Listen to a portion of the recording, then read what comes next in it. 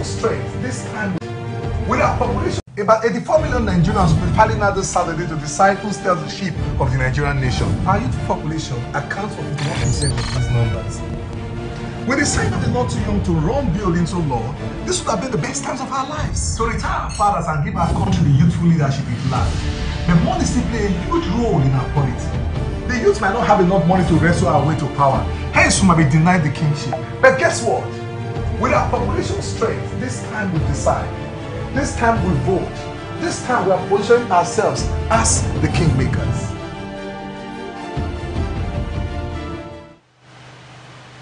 Good evening, viewers. Welcome to the first edition of the program, The Kingmakers.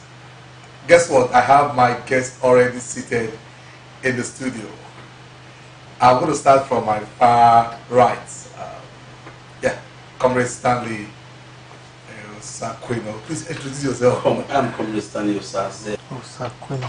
Okay, the next, please. Oh, thank you for having me. My name is Fares Okperi. Thanks for having me. Good evening. My name is MODUPE. Good evening, people. My name is Baron Mike. Now, I have someone that will be assisting me to handle the show this evening. She's my co-host. She's going to handle the social media aspect of this show this evening. And that's the person of OMUBO-PEPPLE SOTONYE. Thank you very much. Like we said in our intro, the 2019 elections is here. And we said something about money politics, that it's still very difficult for us as youths to be able to vie for any position now, because we can't take away money from our polity as it stands. But it is the statistic that INEC released prior to this time, 51% of the total number of voters, they are youths. Which means we don't have the money to contest, but we have the number that will help us decide who we want to steer the ship of this nation. And that's the reason why we are gathered in this place this evening. But today we'll be discussing the burning issue that we have in our polity now, the postponement of the 2019 election. We're going to start from Baron Mike. Baron, this is not the first time they are postponing election in this country.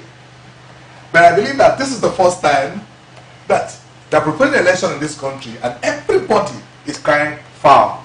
Those on the ruling side, those on the opposing side, they are all crying foul. So let's see your take on this, please.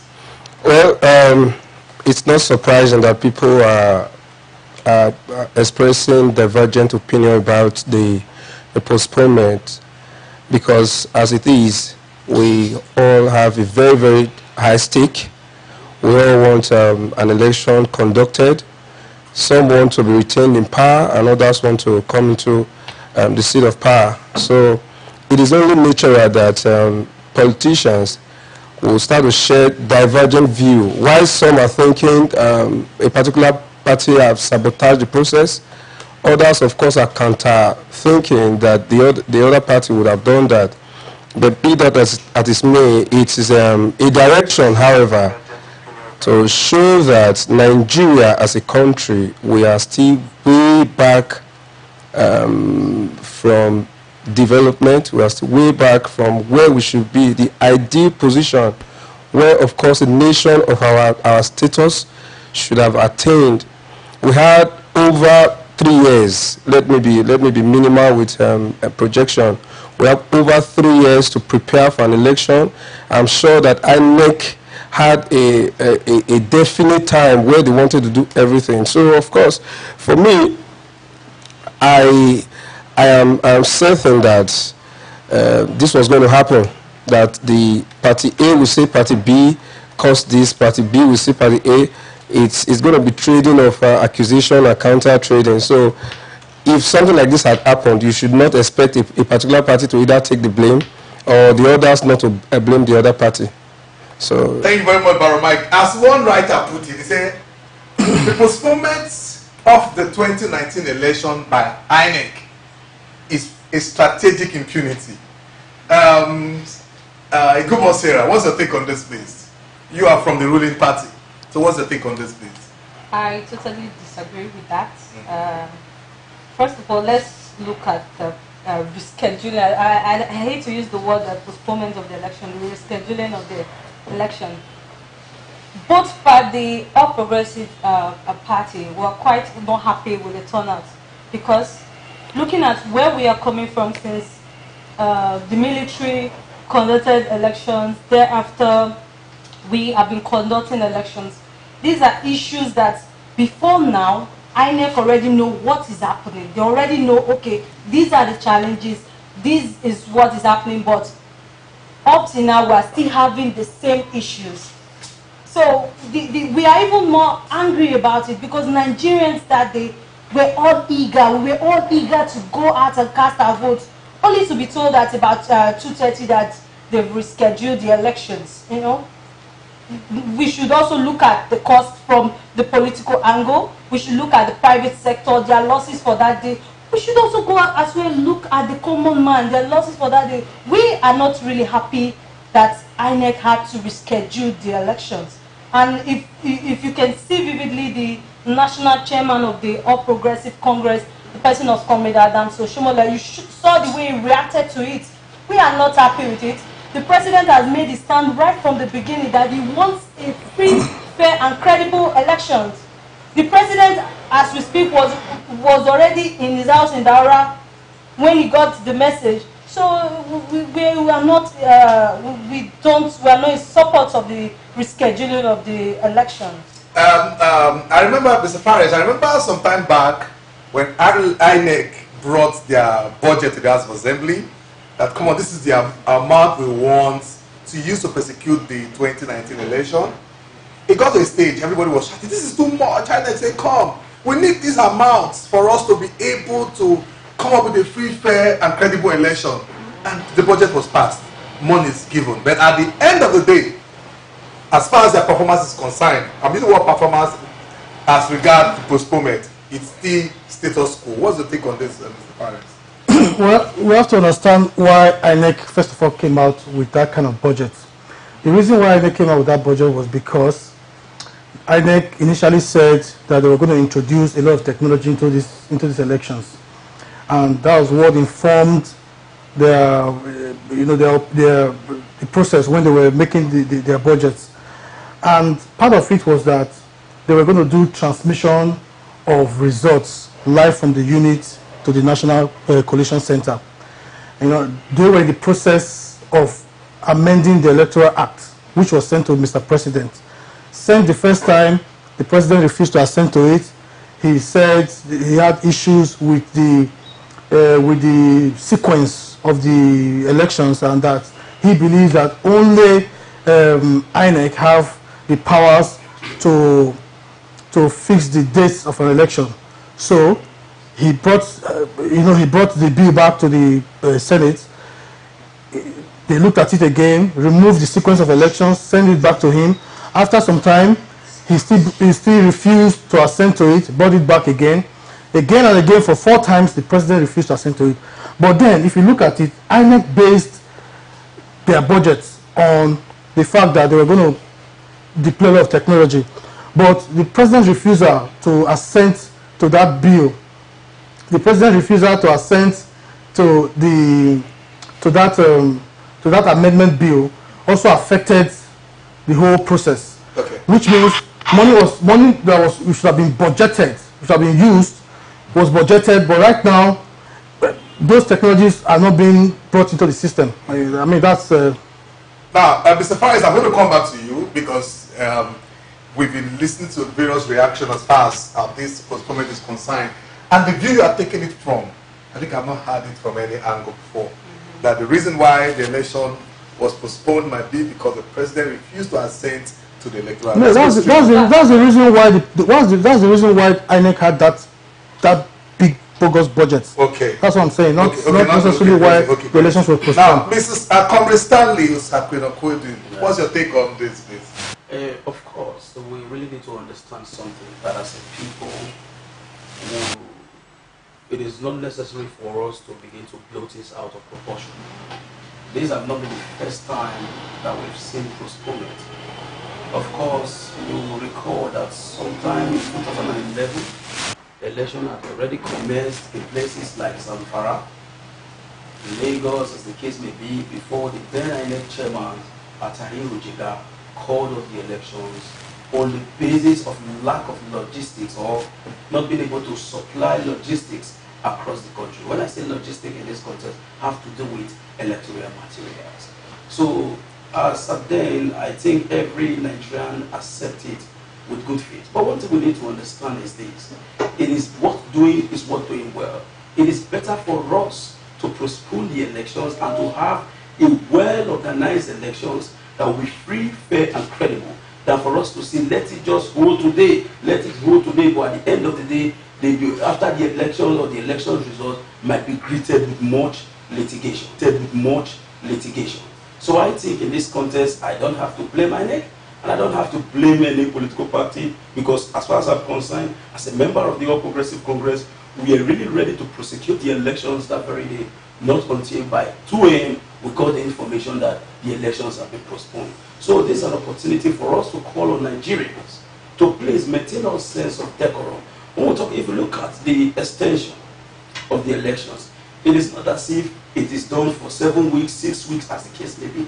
It's just within the time frame of a week, which I strongly believe that at the end of the day, the resultant of the elections will be efficacious. So as a people, let us see how we can be able to support INEC to be able to give us a well-defined election that will be accepted not just by Nigerians alone, but members of the international community. Because I strongly believe that the administration that is on ground today, that is managing the affair of Nigeria today, have the integrity and will not want such integrity to be placed in shambles. So it is expedient that will give the INEC the opportunity to really work in line with the change mantra of this current administration, which is providing free, fair, and credible elections that will be accepted by all Nigerians, that will not give room for unnecessary litigation that have been greeting our election right from 1999 to 2015. Comrade Stanley Osakwinokode, that was a nice one.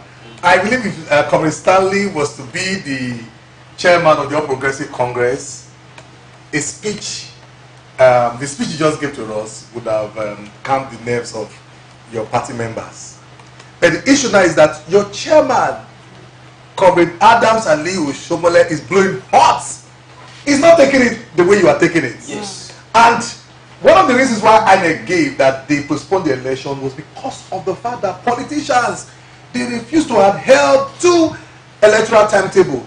That at the end of the day, if they had a lot of petitions against them, as far as you see the issue of Zamfara, the issue of Rivers, even a day to the election, even that election day, that they were still getting a court judgment asking them to include candidate name. And we've seen so far that a lot of these issues, that the primaries of your party, you guys had a lot of issues as far as your primaries were concerned. Of course, we will not want to dwell on issues that bother us on the internal affair of the All Progressive Congress. Okay. But let us look at it from a pluralistic value. We agree to the fact that Comrade Adams Aliyu Shomole, who is the national chairman of the party, already foresee victory in the elections. To him, since the election was postponed, it's as if his victory has been truncated. Although in the anticipated future, which is any moment from now, the elections will commence and the victory is still there. But you know the enthusiasm, you know the feelings. They believe that yes, we are going to demolish any other person that want to confront us. And at the end of the day, such election was postponed. What do you expect from a national chairman who is the chairman of a party that has delivered the dividend of democracy to the Nigerian people? So you should not be carried away with what the national chairman said, because to him, he was angry because it's like somebody is postponing the evil day. So for now, I strongly believe that the views of the national chairman is geared towards ensuring that the interest of Nigerians is protected, the interest of the All Progressive Congress is protected, and the interest of every political party within the spectrum of the Nigerian political system is protected, so that no person or group of persons will be seen as if they have been victimized. So at least ipso facto, we need to understand the fact that the current national chairman of our great party today have the interest of Nigeria at heart. So postponement, which created most, as my co-panelists just said, economic challenge to so many persons. At the same time, the private sector, you know what it means. There are some persons who travel from one place to another to make sure that they exercise their right to franchise. At the end of the day, this whole activity will be truncated. So you should not be carried away with the views of the national chairman. It's just that his interest is tied towards the interest of the Nigerian people, and he feels the pain of the Aminu Kano Talakawa. I'm going to come back to you, Commissaire, based on the response you just gave to me. But now, Mr. Fares Obere, in 2015, when the election was postponed, then the APC, they were in the opposition. You saw the way the APC took it up. They were angry, they were mad.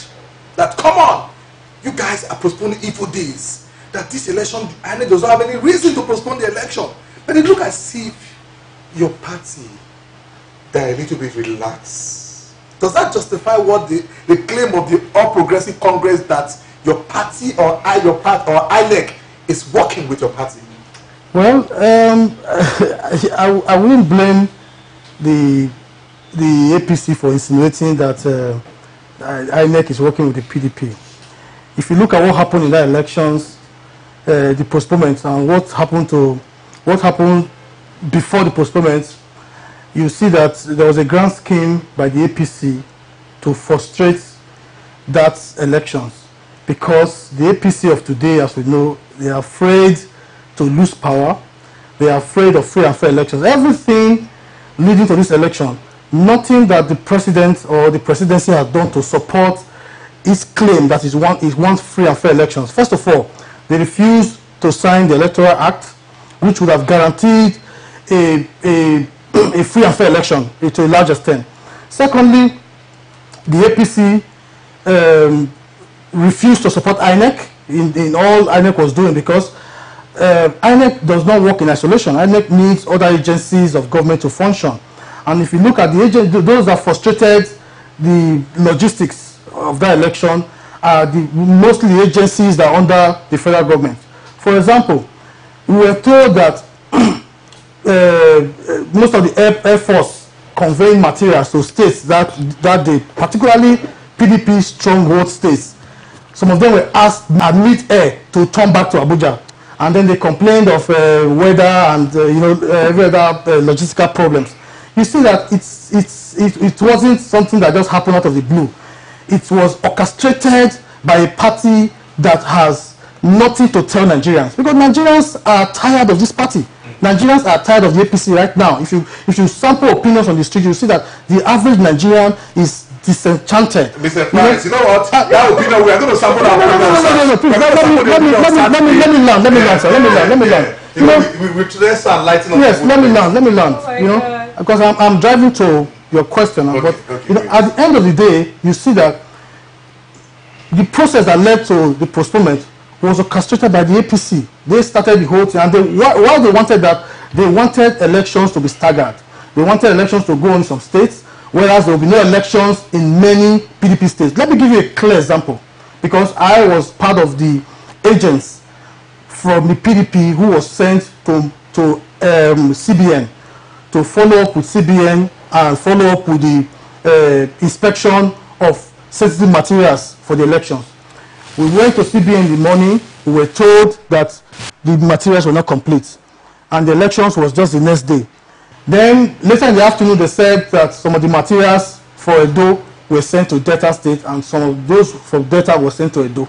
You understand? So you see that there were forces behind who were trying to frustrate elections in these areas and promote elections in there. That's why the presidency and the chairman of the APC is very angry today. He's angry because the INEC chairman refused to go on with staggered elections. That's why they want, he said, that by all means, because he has refused to go on with staggered elections. Okay, that means you are actually concluding now that the People's Democratic Party, they were part of the plan for the election to be postponed. No, I never said so. Okay, let's move straight to the next person. At this, I'm going to jump Sarah Gumbo and ask Baron Mike to tell us his view on this same issue. Because there's a claim that your party, the People's Democratic Party, they were aware, even weeks before the postponement, that elections will not hold on that day? Well, like my opening speech, I did say that people were free to express. They were free to express whatever they want to. But I think while doing that, they should not insult the sensitivity of Nigerians. Because this same INEC that you are accusing of colluding with PDP conducted elections in Edo State, and you came up victorious, unquote. This same INEC conducted elections in Ekiti and declared your candidates victorious. This same INEC yesterday conducted election in Osun, and your party candidate emerged the winner. The same INEC now, this time, is not colluding with PDP. Could it be a matter of nemesis? Or that the APC, as a national and a ruling party, have just seen that they no more hold sway to the people with all the stories, all the fantasies, all the lies, the promises that were cancelled midway. Could it be that they are saying that this election was not going to be to their favor? That's why they are carrying all this foul. If not, I do not see any reason why a responsible national party that has said they have done their campaigns in 36 states in the FCT, a responsible national party that have been prepared, that has all the intelligence in their beck and call, a party that has several governors, you have ministers, you appoint the NSA, the IG, everybody that, of course, are answerable to the president. And even the INEC, now saying INEC is colluding with PDP. PDP had privileged information that they were going to postpone the election. What it just means is that the APC itself is telling Nigerians they have lost grip. And their antics for the election isn't working out. So that's why you see all this. Okay, if not, I don't see any reason why the national chairman could not just have go the way my brother here, Comrade Stanley, went when he's advising Nigerians to support INEC and let's forge ahead instead of this mudslinging and all of those. Thank you, Barak. In other clients, we've seen cases like this. That even a football coach that will lose 4 straight matches, the guy would do a press conference and would tell us that, come, I was given this job for me to win. Now I'm not winning. I regret what is going on. For that reason, I want to step down or resign from my position. Now, the national chairman of the All Progressive Congress, like we just said, somebody put it as that what INEC has done is strategic impunity. That, come on, you have not delivered, you have 4 years to prepare for this election. And you cannot, on the election day, tell us that, come on, this thing is not going to hold. That it is only ideal for this man to resign. Now, I want to ask you a question, Sarah Kumbo. Are you in line with the call by your national chairman for the chairman of INEC to resign? Well, I'm not in line with that for the chairman of INEC to resign. But the truth is, we shouldn't forget what happened. Now, the INEC had enough time. I'm still emphasizing on it. Let's go back to history, for crying out loud. The INEC chairman had enough time to study history, to look at the lacunas, the loophole, to ensure that, okay, by this 2019, the elections will be fair and credible. But nothing was done. We are talking about 2011. 2011, we saw what happened. Are we saying we should go back? No, we shouldn't go back. But we should think of how to go forward. 2011, I'm sure the INEC chairman has studied what happened there. 2015 was there was improvement in 2015. Yes, there was improvement. We expected 2019 so there should be much more improvement than 2011, 2015. That is what Nigerians wanted. We wanted an election that we hold free, fair, credible election. The truth is that the national chairman, Comrade Adams Oshomole, has every right to flare up and talk about these are sensitive things. I'm surprised that we are putting political coloration on all this. This is a matter that we should not be partisan about. That is just the truth. We shouldn't be playing politics and exchanging words. The chairman asked he asked series of sacrosanct questions to INEC, and these are what we should be asking, not dancing around the bush. Well, if the president, excuse me, you have your time. Okay. Don't forget that the issues of logistics. I'm glad that the INEC chairman now, we are seeing the steps that he is putting, and that he was able to brief the masses, yes, or what is happening. If we were, let me come back now. If the public was on the know-how of what was happening, if we were briefed of everything, I'm telling you this, that we won't be shocked at the outcome of it. But we weren't briefed. Nothing of such happened. So you don't expect Nigerians to just say, hey, it is a plot to rig election. No, we shouldn't be saying that. We shouldn't be saying that. We should hold every system responsible for their actions. What Nigerians are clamoring for is a free, fair, and credible election, and that is what INEC should deliver to us. Okay, now let's quickly go on a short break now. When we return, we'll look at other issues that's relating to the topic we're discussing. You guys should if the president had signed the electoral act, we won't be talking about all this. We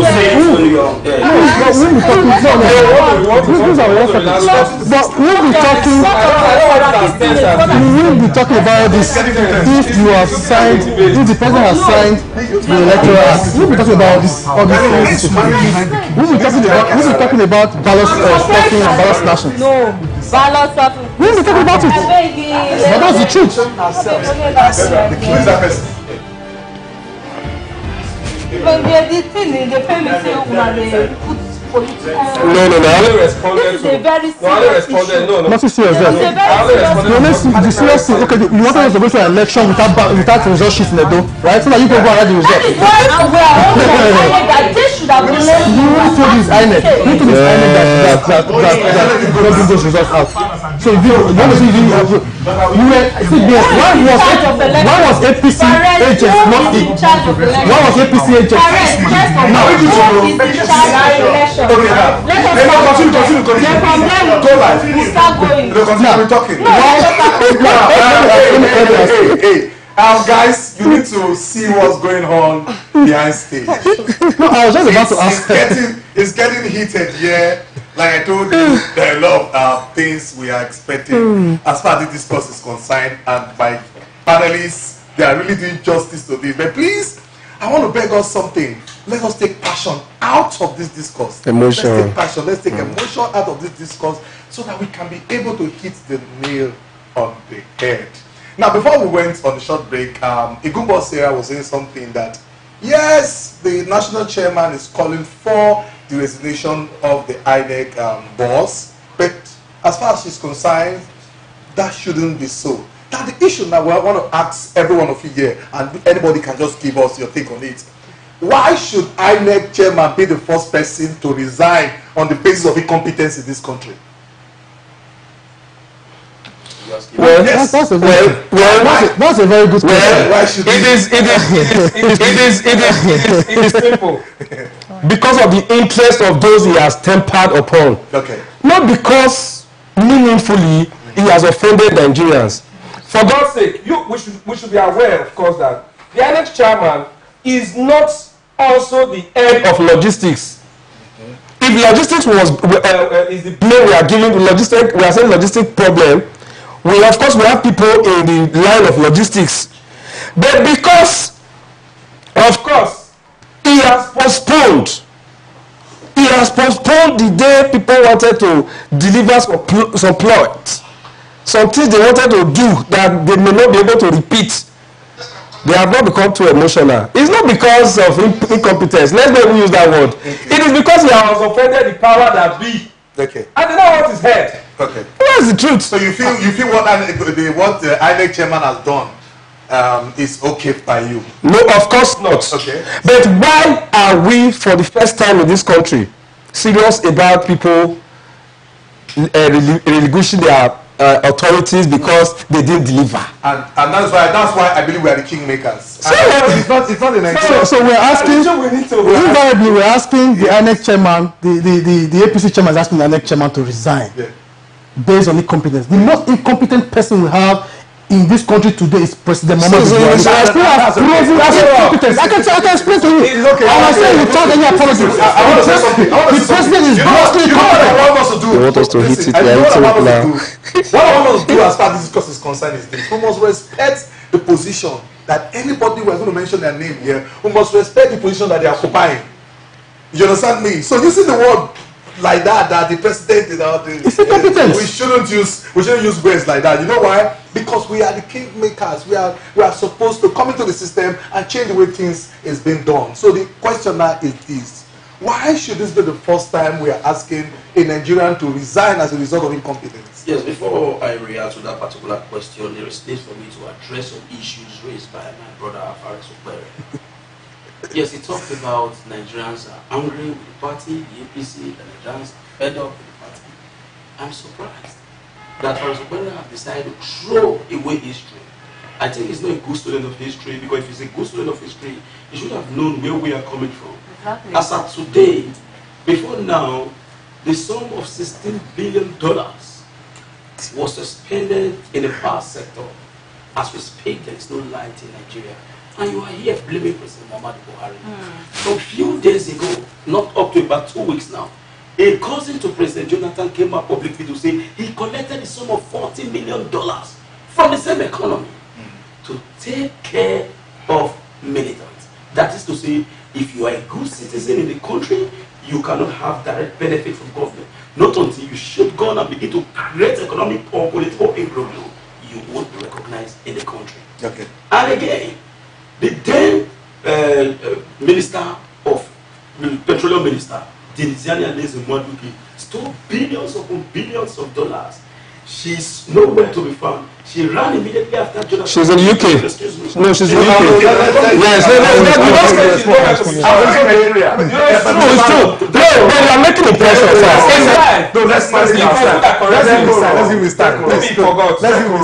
Let's give him time. Yeah. She ran away. As far as we are concerned, the enclave that I'm concerned about is Nigeria. If you are in UK, whereas you are supposed to be a minister, they serve the Nigeria. If you are the kind of minister that really represent the true interest of the people, after your administration, you may here. As we speak, Dr. Goodluck Ebele Jonathan is still in Nigeria. But the then Minister of Petroleum ran away from the country. She is nowhere to be found. I repeat the statement. Billions upon billions of dollars was removed under her watch. And again, what happened to the Dansuki gate? $2 billion removed from the same economy. And as of today, you are blaming President Muhammadu Buhari. If a PDP former president, Olusegun Obasanjo, can come out publicly to say a man that can spend the sum of 200 naira to buy a bottle of beer can buy fuel at any cost, at least to some extent, we should begin to look at where we are coming from. I think majority of persons are not really aware of what is going on. Nigerians quickly forget where they are coming from. They will tell you about the economy. The economy is this, the economy is that. What was the nature of the economy in 1999 for it? Let me respond. He will respond. Okay. I have reasons for digressing. Okay. Because when you ask us a question, we are supposed to address that particular question. Trying as much as possible to politicize the statement will create room for us to resist him vehemently. Okay. So, at least to some extent, let's look at where we are coming from. What was the nature of the economy in 1999? Abacha, as ruthless as Abacha, according to the members of the People's Democratic Party of Nigeria, he did not sell halfway up to 30 naira per litre. But as soon as the PDP administration came into power, that was going to witness skyrocket price in terms of petroleum products. And as of today, he wants to blame President Muhammadu Buhari. Okay, what was the income Nigeria was receiving from 1999 to 2015? The least price that the PDP sold our crude oil was about $150 per barrel. But as soon as Buhari came in, it was about $30-something per barrel. When you get to your turn, let us not make it. We are not celebrating the mediocrity. No, we are prosecuting. That's exactly. I think that's the key word for this discourse. So let us. Our discussion should be issue-based. Let us not spread unnecessary propaganda. And again, if we go back to history, Obasanjo book, he wrote in my watch. He said the money Atiku Abubakar stole under his watch is enough to take care of 300 million pesos for 400 years. Okay. Go and confirm this. And the same Obasanjo is telling us again now to support Atiku. Please hurry up so we can the truth, by and large, I don't think we should call for the head of the INEC chairman, because if you say the INEC chairman should resign right now, it's going to create an administrative lacuna. There is no way the new person can be able to fit into the situation. So it will create a situation where we will go like 15 feet backward. So the only panacea to address this problem is for Nigerians to give this INEC chairman the support. And again, you look at it, even when we talk about this extension, it is not as if this extension is the extension that took place in 2015, where the PDP extended the elections for about 6 weeks. This is just a week. What we should be talking about now is, let's see how INEC can be able to give us free, fair and credible elections. Let us not whip up unnecessary political sentiment. Nigerians are happy with President Muhammadu Buhari. Nigerians are happy with the APC. It is the only the Luther King, like the likes of my brother Fares Ukpere, that is against. Okay. Now, you know, I'm going to allow Mr. Fares to respond, but I'm going to ask you a very simple question. And what's the question I'm going to ask you? During your explanation, you said something about, because the question we actually ask you is, why should the INEC chairman be the first person that will resign based on incompetence? And you give us reasons why, in good luck era, look at this guy. But you describe that. You said something about Obasanjo. Obasanjo said Atiku is corrupt. Atiku was his vice. He had all it takes to drop him. He never dropped him. No. I'm covering. I'm coming. That's not what. If I use the word Obasanjo had what it takes to drop Atiku, then I know what I'm saying. It was Obasanjo's time that a sitting governor was displaced using state of emergency. I guess you guys still remember then. Obasanjo had a lot of power that was using there. Now, let's talk about your party is in power now. The SSG, the issue of the SSG. It is SSG, yeah. It was only a few weeks to the election that EFCC had to invite him and he slept there overnight. But what happened? The question now is, was there prosecution? That should be the basis for our discussion. Justice delayed. That's coming. It's the timing your issue now. We are in a democratic system where you have different organs of government. Okay. You have the Executive Council. Do you expect President Muhammadu Buhari to act as judiciary? Just the simple decision that the president took to suspend Onomi. The whole world started crying, whereas Onomi publicly agreed that he was guilty of that particular charge. Okay. Again, so we should know that in a democratic system, there are processes that you must follow. Okay. But there is one issue that I am supposed to address, and I want to address it. Fares Ukpere said something that the electoral act, not fair at all. Excuse me, sir. Seriously, You are very unfair. I have to say, you are very unfair. You are very unfair. Okay. Now, he said the electoral act have not been issued. I wish the electoral act was passed. This kind of problem. Okay, we are not going to go to that. We are not going to take that from you. Finally, you take. No, you have to be fair. When somebody make some one-term allegations born out of sheer ignorance, I think I have every right to respond to him. I like to first of all educate my brother, because sometimes, we can talk out of poor education, and it shows when we don't know our sense of history. In 1999, when Olusegun Obasanjo and Atiku Abubakar came in, we had a military government that was, the country was ruled by the military from about 1960 plus or minus till 1999. When they came in, they met vertically no government structure on ground. They started, we had huge debts accumulated by the military government, of which Muhammadu Buhari, who is the president now, was part of the government of Abacha. Not just a part of the government, he was an integral part of that government. He held sway as the Minister of Petroleum.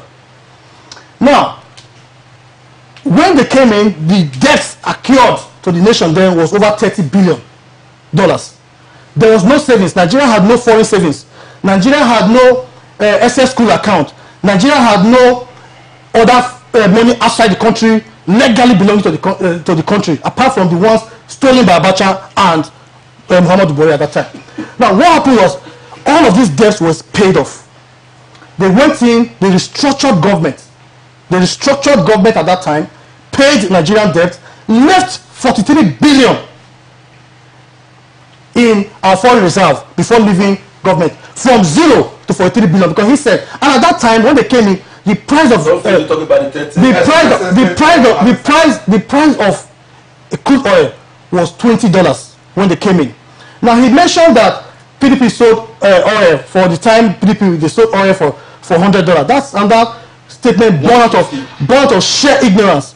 The price of oil rose from $80 to $110 between 2013 and 2014. That's the highest it came to. Now let's come back. We have a government now in the last 3 years of the APC. Last December, the MBS released their report on unemployment, and we have over 20-point-something million unemployed Nigerians, including him. You know, and these are people who have become jobless in the last 3 years. In the last 3 years, they become jobless in the last 3 years. That will tell you how bad it is. Secondly, in the last 3 years alone, 11.3 million people have been out of work, completely out of work. Okay. Now, I'm coming. Now, then, in the last 3 years, of President Muhammadu Buhari, the government have borrowed over 11 trillion. Over 11 trillion naira. That is far more than any other government have borrowed since 1960 to date. In 3 years, they borrowed more than what Nigeria borrowed in 40 years. In 3 years. Now, I'm coming. Now, Nigeria.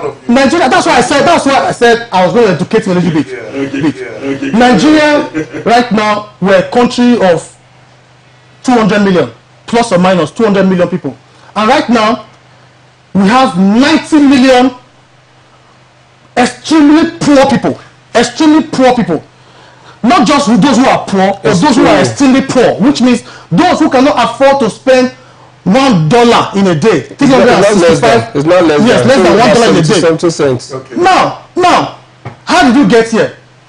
We have China with a country of 1.3 billion people.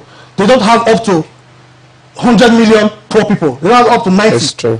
We have India, a country of over 1.2 billion people. They don't have up to that amount. We have Indonesia, 600 million. They don't have that numbers.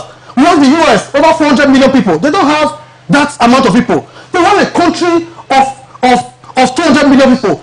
In the last 3 years alone, 11 million lost their job, 20 million have slipped into the unemployment market, and 90 million have slipped into extreme poverty. Which means, let me round up. Now, which means, I told you before when we were at ITV. Yes. Now, if you had, how did Nigerians become poorer? If you had 100,000 naira in your account 4 years ago, with the price of dollar at 180, that's 100,000 is worth over $500. Right now, with the price of dollar at 365, if you have 100,000, your 100,000 is only worth about $300, which means you have become $200 poorer. Okay. Whatever you have in your account. So if you have $1 million in your account, that $1 million is now worth less than it was 4 years ago. So Nigerians have become poor under this government. Okay. And those who are still propagating this government do not mean well for Nigeria. No, you cannot. Did you follow through of you here? You see, like, Yes, come to back home. You see what like we said earlier on. This sort of be a relaxed atmosphere for us to discuss. So that I think we're going to allow you time now to enjoy your drinks while we go straight to our social media platform to see what we're happening. Okay. Well, reading from our Facebook, and a lot of people have been commenting. We have Justified Nebro right here said, maybe unity of hearts, courage, and okay. I think we're having a bit of network issues right here. Let me check it again. Okay, courage and determination of the youths can outdo this irresponsible money politics practiced by these desperate dealers in disguise of politicians. It is so pathetic how cowardly most of our youths are. I'm sorry to have sounded rude. We also have Toyib Jasmine saying INEC is a central body. Then we have Osaze Amas Edobo. This is the first time an election was postponed 4 hours to an election. It's absolutely unimaginable. We have someone here replying to Toyib. I think INEC Nigeria know what they're doing. We should be patient with them. We also have Osaze Ameze Edobo. It was a show of shame on the part of the ruling party called APC. They are in power and they alone have access to sensitive documents. Wasn't it shocking when INEC revealed that sensitive material were contracted to APC members? Then we also have same Osaze saying Tohib Jasmine, INEC did the right thing for postponing it. I did a video at the CBN where sensitive materials were kept. There was no presidential result sheets and that of the Senate. We had Delta State result sheets in Benin. As at 7 p.m., the materials for Asaba was still in Edo on Friday. Same implies to about 12 states. We don't want inconclusive election. All elections should be conducted same day. A lot of time was given to plan. No excuses. Then we have Osaze still saying, INEC dashed the hopes of APC leaders to pieces. Now, I guess those comments we've had, there are more or less issues we've discussed so far here. Now, I'm moving straight to this issue as far as the postponement is concerned. The Constitution says, I don't know, I believe we have learned colleagues say, we're not learning by profession, we're learning by study. By practice. By practice, okay, by online practice. Now, we have, the Constitution says, campaigns should stop 24 hours before the election. 48 hours before the election. Thanks for the correction. And when the INEC chairman came up the other day to do his press conference, he said something. He was asked a question that now that you postponed the election by a week, should we as political parties go back to the field and campaign? And his answer was no. Campaign and collection of PVC has since stopped, so you can't campaign anymore. What's the take, Mike, on this? Are you in support of what the NHS? Well, of course not. Of course not. If the law said 48 hours and you have postponed that election, you have postponed, you have suspended the rules, that 48 hours rules is suspended thereafter. What it means is that you are not going to wait for another 48 hours to the poll. That's why you saw INEC coming back to say, to lift the ban on campaign. Of course, I'm sure, the man at that moment would have been full of many thoughts on him. And maybe when he went back home with his legal team and, his egghead, they would have advised him to rescind that decision. Be that as it may, I don't really think that we still have much undecided Nigerians, except some that would have just gone hating again when they fall to the play of politicians that are mudslinging and blaming each other. So I think it's going to be minimal. So I don't know the campaign you are going to do now that is going to set your party at victory against the other. I think it's a time for the parties to go back to their thinking room and start to think on how to, go about the elections. Haven't gone the way it is. So the INEC chairman personally was sounding from his own mind, not from the mind of the law. So that is Now, elections in Nigeria, usually the issue doesn't even arise on the election day. I guess this one goes to everybody. We're going to get your take on it. Issues don't usually arise before the election day. But most times we've seen that after election in this country, you have litigations flying in from different corners. And in 2015, it was a different ballgame. The election was conducted. The then President Goodluck Jonathan conceded to the current president now. And this bandwagon effect, almost everybody started conceding. So we had less litigation. Now, what's your focus for the 2019 election? Don't you think that with what we're having on ground, that we're going to have a lot of litigation, and then no matter who wins and who loses? If you could trickle your memory back to 2015, you agree to the fact that after the postponement of the elections, there was no excuses whatsoever on the part of politicians. So they all agreed. So in the same vein, if you have postponement in 2019 and can help to check litigations, as Abel said, I think it's a welcome development. But one thing we really need to understand here is, I really love to address the issue raised by my most respected. No, address this issue. I will address this. Please, I've answered the question you raised now. Okay, so yes, I'm coming. The issue is simple. My brother talked about so many things that so number of persons are unemployed, including myself, from the stallions as well as I'm ask him a simple question: what was the previous narrative on ground? We agree to the fact that after looting the economy for years, and you think that there will not be negative multiplier effects on the economy, if in 2012 the then Minister of Finance came out publicly to say that this current administration is not saving money. When the economy goes into recession, it will be difficult for the economy to bounce back. And when your economy falls into recession, what will be the result of recession? The kind of plague that you are seeing right now, economic plague, that is what you will see.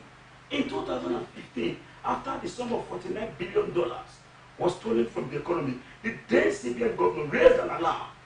The Emir of Kano, they said no, nothing of such. It never happened. At the end of the day, the then Minister of Finance, Dr. Ngozi Okonjo, came to agree that some $20 billion was missing from the economy.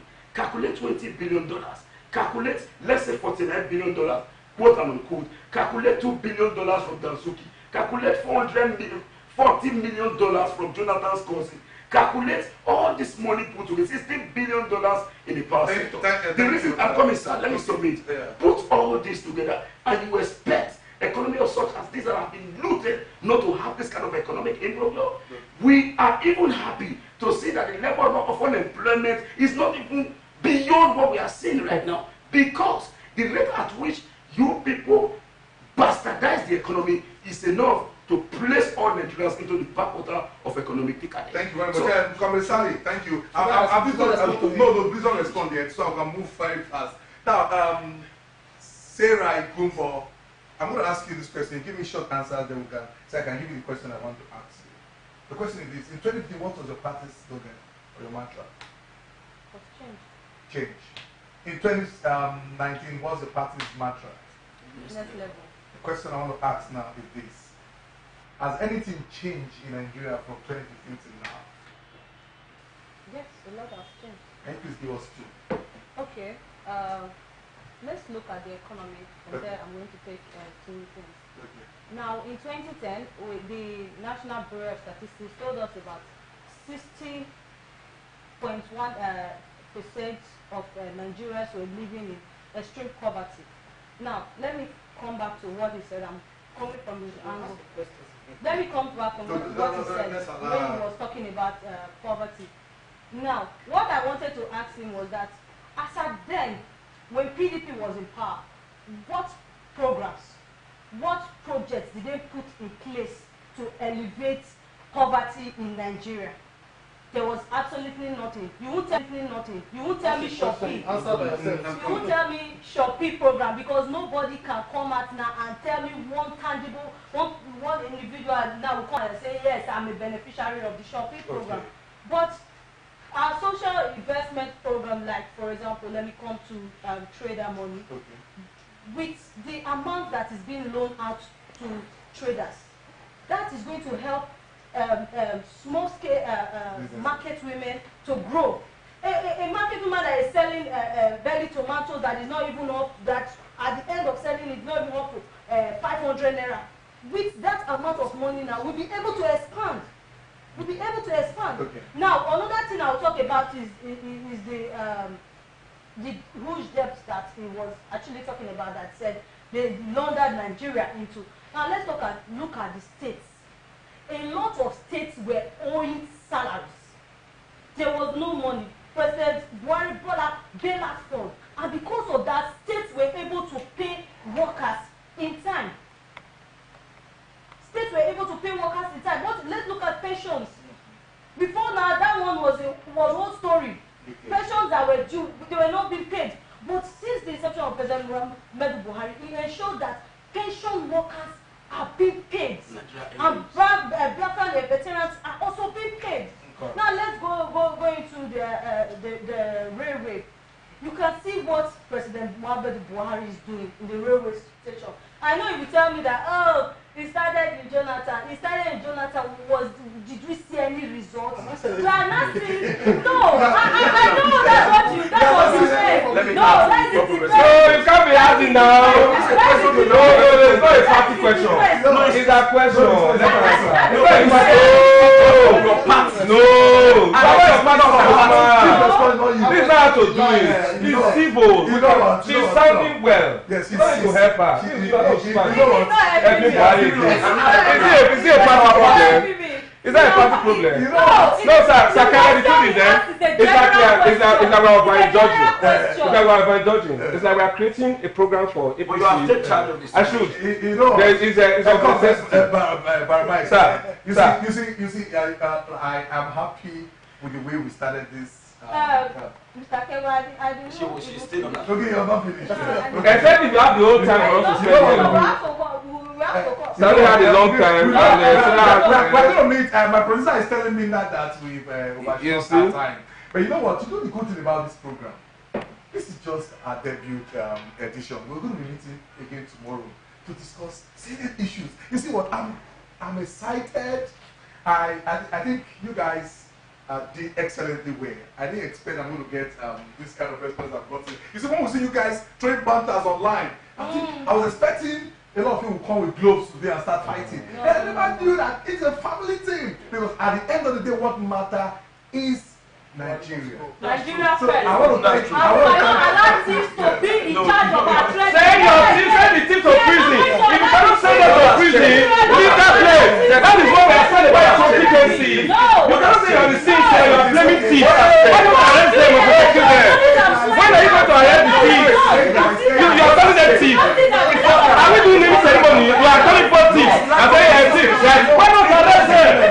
Who have been sent to jail? You are just you are giving them names. You are saying send them to jail. I'm telling you that. They have nothing to show for it. Send that thing to jail. You don't have to protect the jail.